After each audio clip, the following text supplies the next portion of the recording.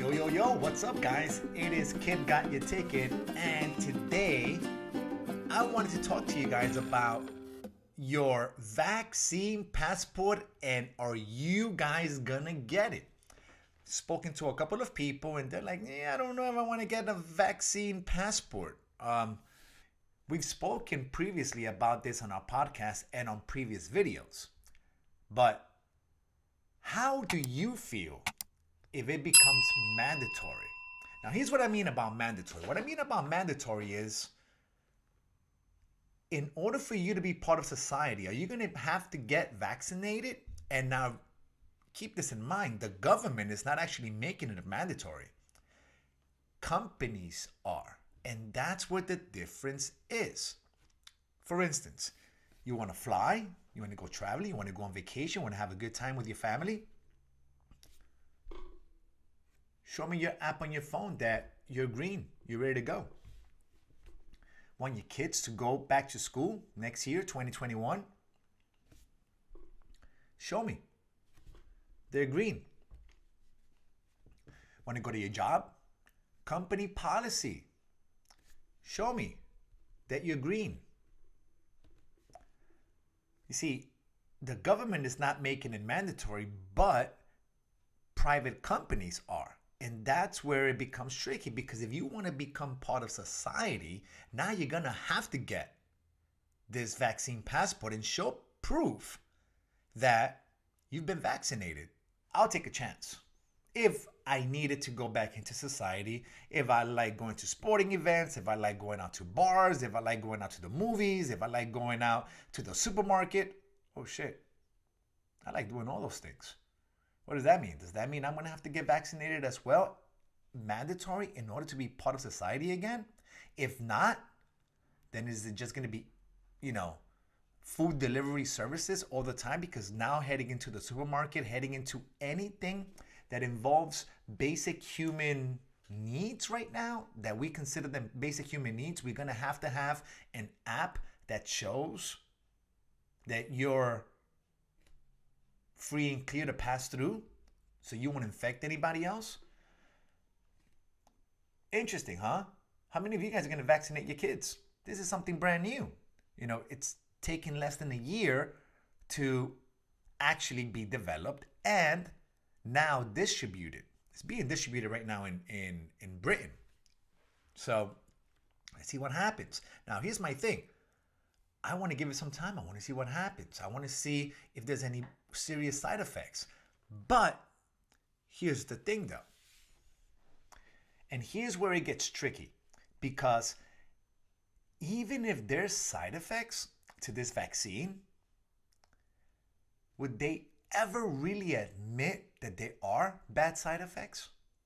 Let's say, 2 years from now, 3 years from now, the side effects that weren't seen right now in the short term, but are now being able to be seen now in the long term, start happening, would they really admit to it? Now remember, we've spoken about this in previous podcasts, in previous videos. And admitting guilt and admitting wrongdoing is a sign of weakness. So nobody ever admits they're wrong. That's the type of society we live in now. You can't admit you're wrong.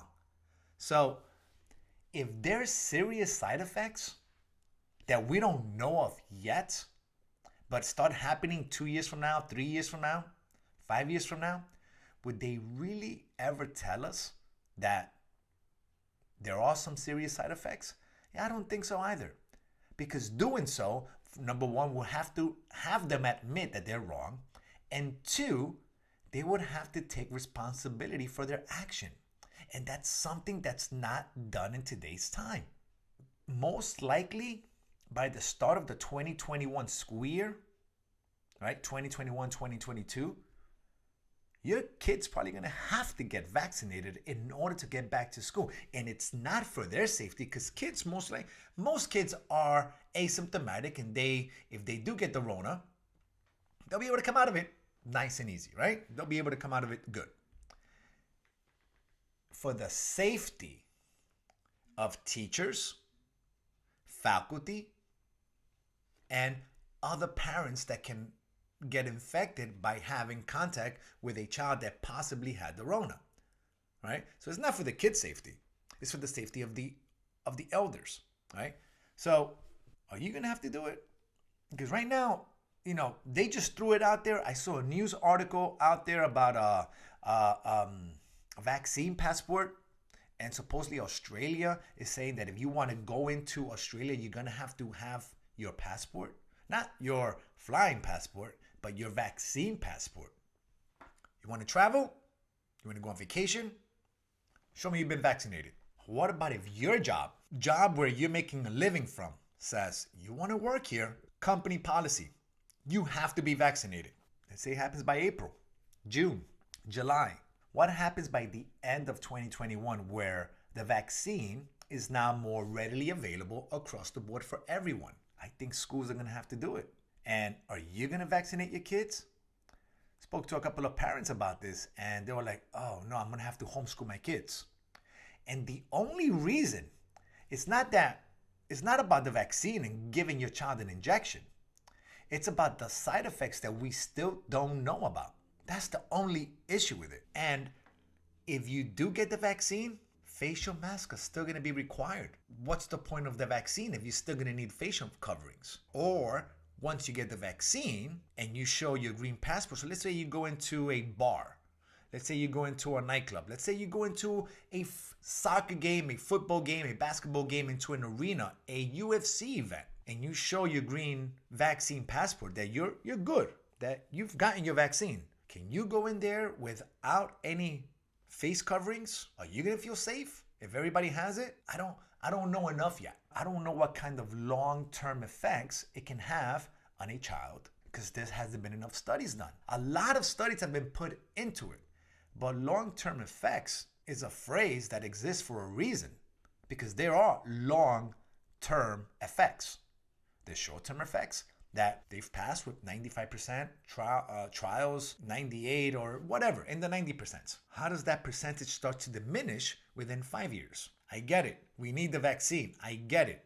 Vaccines are good. It saves lives. When they make it so mandatory across the board is when it gets scary, in my opinion. And I've spoken to a lot of parents, and a lot of parents are like, I don't know if I want to give it to my child.